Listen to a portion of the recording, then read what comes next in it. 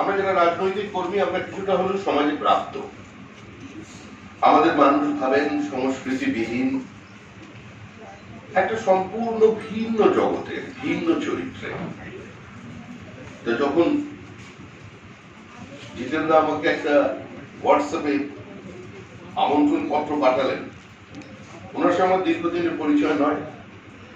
উনি অন্য রাজনৈতিক দলের কর্মী ছিলেন, আমাদের দলে এসেছেন।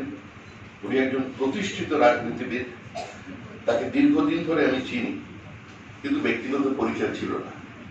কিন্তু তার নিঃসন্দেহী কবিতা প্রেমের কারণে আমি আজকে এসেছি এবং এসে অত্যন্ত ভালো লাগছে তাকে দেখে।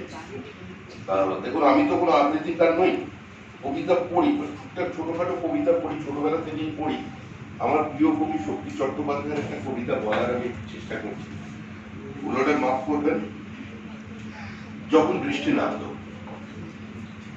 বুকের মধ্যে বৃষ্টি নামে, নৌকা টলমল, কুল ছেড়ে আজ অকুলে যাই, এমনও সম্বল নেই নিকটে, হয়তো ছিল বৃষ্টি আসার আগে, জলোচ্ছ্বাস দিনই হয়েছে। তাই কি মনে জাগে আমার পোড়ো বাড়ির স্মৃতি, আমার স্বপ্নে মেশা দিন, জলোচ্ছ্বাসবিহীন হয়েছে, জলোচ্ছ্বাসবিহীন।